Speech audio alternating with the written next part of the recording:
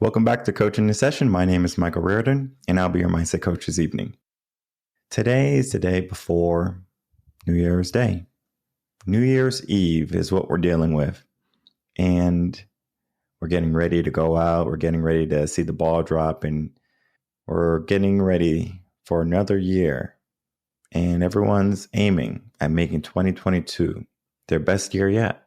And regardless of what has happened in the previous years, that doesn't matter, because 2022 is going to be the best year.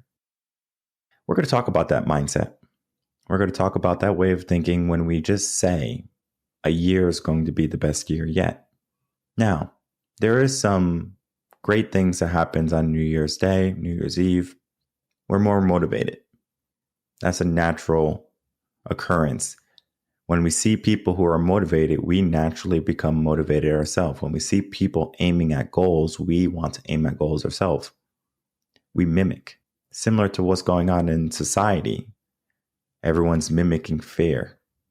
So now we have a day where people can mimic success. They can mimic ambition, goal writing, the principles of success. But how long? And we're going to be covering that in today's podcast. If you're new to the channel, make sure to like, comment, and subscribe. Do all those things that videos like. And let's talk about this new year, new me mindset. Now, when I was younger, I would always have a New Year's resolution. Maybe it was to learn a language. Maybe it was to be a better person in general. Maybe it was to finish college. There was always something that I wanted to do. Now, if we think about it, every single day we have goals and ambitions, and we have things that need our attention. Think of your Monday through Friday job, your 9 to 5. You have to go to it. So now you have an obligation. So you're going to your 9 to 5 job, and you might say, my goal this year is I want to get promoted at my 9 to 5 job. And that's a great goal, right? I'm not going to say that's a goal that you should not go for. But then there's going to be people who are going to be even more ambitious. They're going to say, my goal is to start my own business. So now they have their own business, right? They didn't want to be at the whims of someone else, right? They didn't want anyone to sign their paychecks. They wanted to allot however much money they wanted in their life. And I'm having a lot of people around this time reach out to me, and they want to start their own career, their own business. And I tell them it's not easy. It's a lot of work. And if you're not willing to put in more hard work, then you're not going to be able to reach that career easy.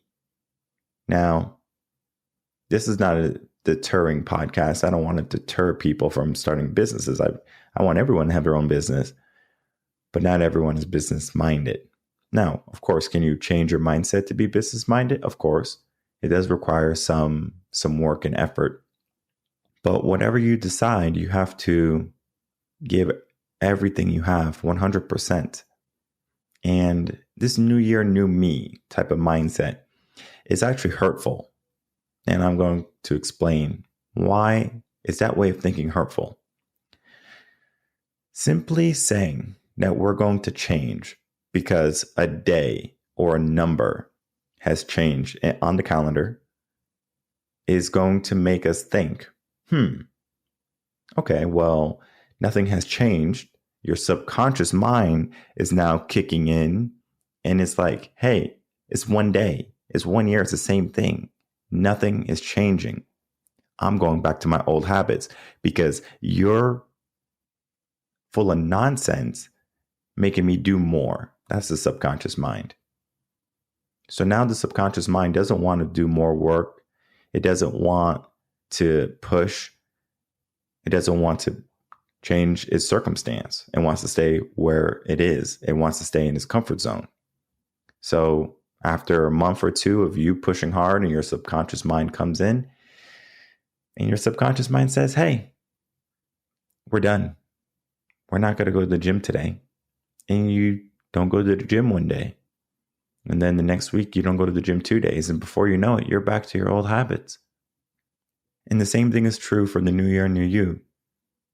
What's stopping you from saying 2022 to 2023, new year, new me again? Nothing, right? It's a habit we have gotten into. Now, of course, if you want to create New Year's resolutions, go for it. For me, I do goal planning on New Year's, but it's not necessarily a resolution. I just do like a business goal. Like if you think about how you want your business to form, what direction you want your business to go in, what do you want to accomplish, you have to plan. And it's not a resolution.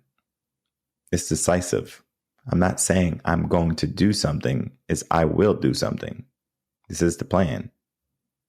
And when I look at last year, I had all my plans set out. I've done even more than what I planned.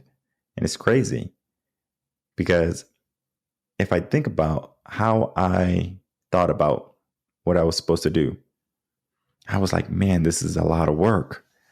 Got to do podcasts and I have to do motivational videos and I have to meet with clients still and do seminars and workshops. And I was like, okay, it's going to be a lot of work, I said. But it didn't stop me from doing it. Now, of course, I had 12 months to get it all done, but I wasn't going to just sit idle and let 2021 be the same as 2020. But how many people are going to make 2022 the same as 2021? Now, of course, if we look at society, if we look at mainstream media, Omicron is surging. COVID is surging. It is so bad. People have to wear masks again. People are getting locked down. The boosters are full in effect. Vaccines full in effect. Mandates still fighting. It is going to be another year of the same exact thing if you let it. And that's the key. If you let it. Now, how can we not let this year be the same as every subsequent year that we've had in our whole entire life? We got to change our mindset. We have to determine what we want for ourselves, understand the work we have to do in order to change that mindset, and then begin to change the mindset. Now, for me, when I started my whole mindset journey, it took years for me to get the mindset that I currently have. And the mindset I have is impregnable, right? Now, of course, I still have to deal with some lingering human traits that are easily avoided because I just have to switch when my brain turns on and starts to think negative. I just have to say, hey, switch it. But that's not easy for everyone. People like to ruminate. People like to worry. People like to live in fear. Because when you're living in fear, when you're ruminating, you're comfortable. Not in the sense of I'm comfortable thinking about something negative, but I'm not making any movement. I'm in my comfort zone. I'm on my sofa. I'm on my bed. I'm in my house. And it's comfortable. You created a realm for comfort. And the way I shook my world up, after I had a good mindset, I had to do something to get out of that box, out of that way of thinking that I was living. Because I was a teacher, and of course I had my teacher income. It was nothing special. I had a girlfriend at the time. If I stayed in Connecticut, I would still be teaching. I would probably not have a podcast. I would probably not have a business. I would probably not have these experiences that I've had traveling here in Texas. I would just be a regular guy, going to school, working 9 to 5, having to wear a mask at school because that's what they do. And of course, I would still help the students grow and they would be happy and they would reflect my teachings. But where would I be in 50 years? Would I still be there teaching? Would I have left and started my own business? Would I have did something to get out of that box, out of my comfort zone? And if I have to be honest, I don't think I would have left. I don't think I would have broke out of my comfort zone if I didn't leave Connecticut, because Connecticut was my comfort box. It was my comfort zone. I had my parents. my mom, my dad, grandmas, I had a backup plan. I can always go to mom or dad or grandma and just say, hey, I hit rock bottom, help me get back on my feet. That was possible. That was a possibility for me. But I said, no, that's not what I want. Because I would have been with the same girl, been in the same job, making the same amount of money and I have to ask myself, would I be okay with that life? And the answer would be no. Fortunately for me, when I was teaching in my last years of teaching, I saw teachers who were retiring. I saw what they had, and I wanted more. And it's okay for me to want more. And it's okay for you to want more. Think of respect. Do you want someone to respect you when you go out, or do you want people to demean you and belittle you? Of course, you want people to respect you. You want to feel good. And that's what people fight for right now. They fight for respect. They fight to be heard. They want to be known. And I wanted to get out of that box. I wanted to get out of that path of retiring. And the only thing I have to show is all the lives that I've touched through my teaching. I wanted to do it at a bigger scale because working in one district is great, right? I'm not saying that it's not a meaningful job, but how many students, how many people in the world will not be impacted by my teaching if I just stayed in school? The whole world. And we have a problem in our world right now with limiting mindsets. Teachers, parents, peers are telling people what they can and can't do in their life. They're acting as obstacles for these people instead of lifting them up. And they're placing them in a pool of everyone else, treating them like they're everyone else. And it's difficult. I understand. I definitely understand for, teachers, it's difficult, especially around this time of year, especially with all the regulations. And then, of course, you having to do your job and then your own personal life. It's difficult. I understand. And there's going to be some days when you don't want to give 100%. I've been there and it sucks. But I found if I don't give 100% each day, I feel bad. Not a regret or anything. I just feel bad. Why did I not push myself? I could have did it. Why did I not do it? And I challenge myself to give 100%. It's not 110. It's not 120. That way of thinking is not helpful. 100%. Now, if you think you're giving 100%, I guarantee you're probably giving 40%. Because you know what 100% feels like. Or maybe you don't because you're at 40%. 100% is going to feel like you're proud. 40% doesn't feel like you're proud. If you get a 70 or 80 on the test, you're like, at least I passed.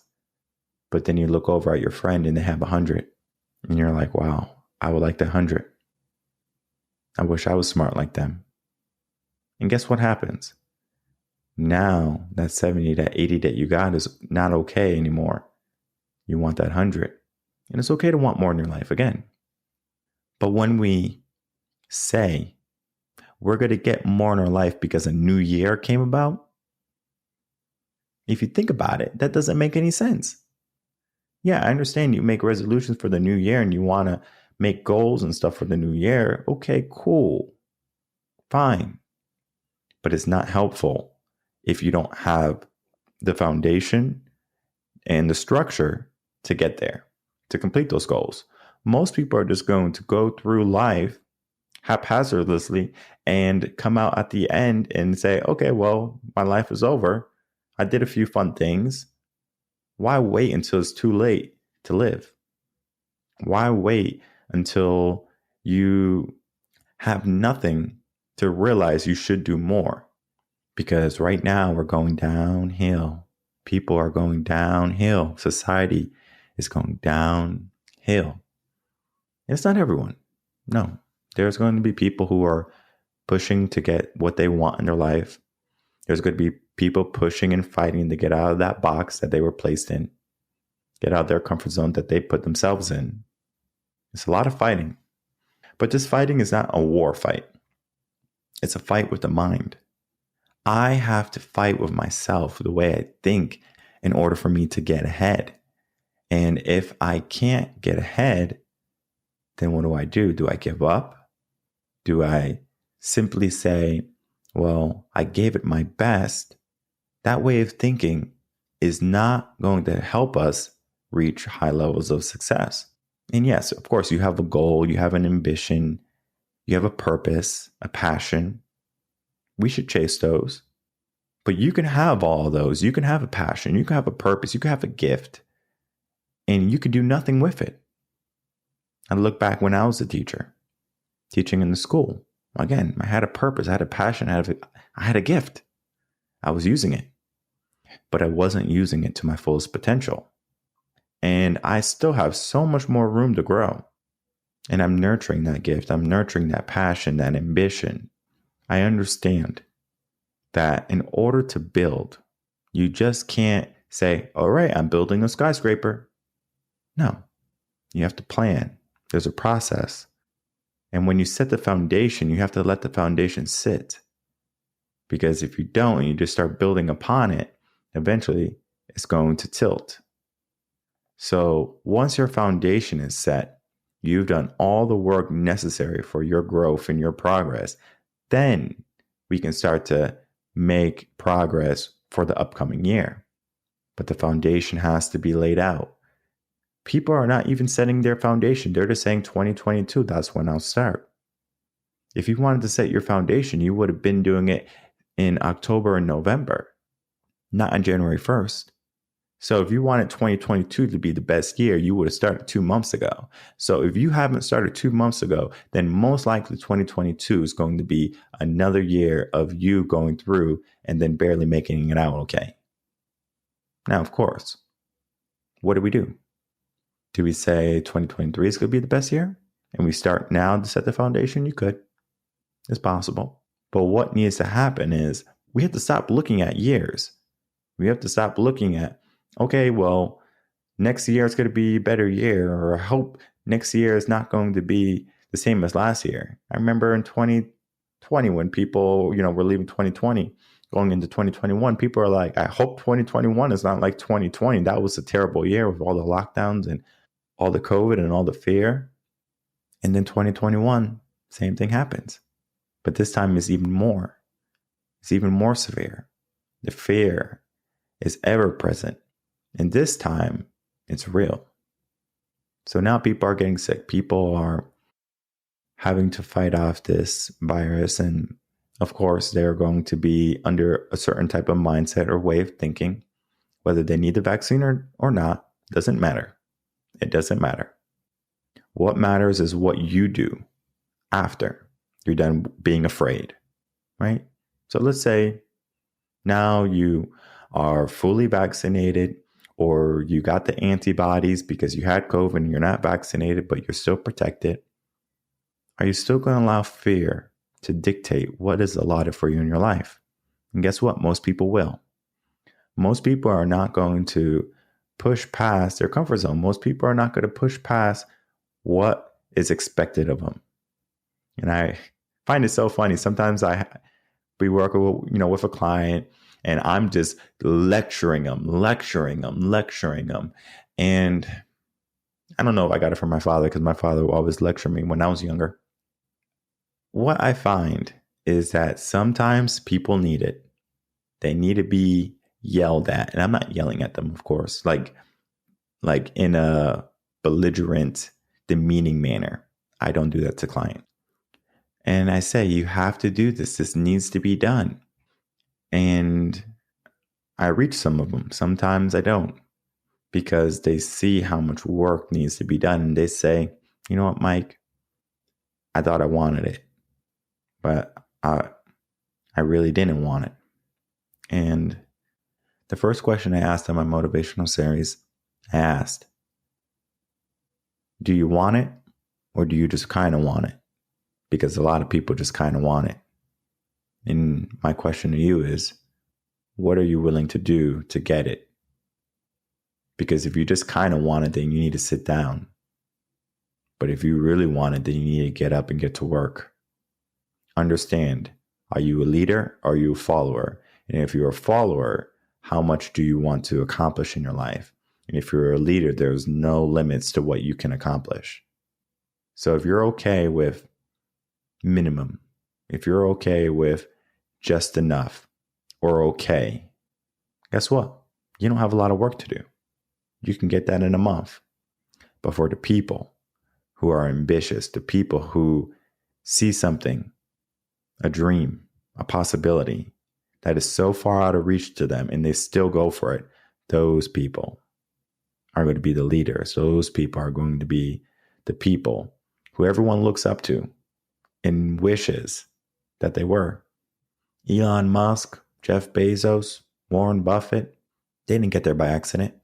So why are we haphazardly going through life? Why are we letting circumstances to define who we are? Why are we not being on purpose? Because success is not an accident. It is a choice. And you have to make the choice. Do you want to be successful or not? And it doesn't matter if it's 2022, 2025, 2050. I don't care. You choose when you will be successful. You put the groundwork in and you put the initiative in your mind, and you'll see what you can accomplish. And you're going to notice that the only person stopping you this whole entire time was yourself. You were your own worst enemy. And you could have rid yourself from all of that difficulty a long time ago. So get up, push forward, get back to work, handle your business, and you'll start to see the life that was always meant for you to have. It's up to you. My name is Michael Rearden. I'm a mindset coach here in Texas. If you have any questions, email me at coachingasession@gmail.com. Until then, everyone, take care.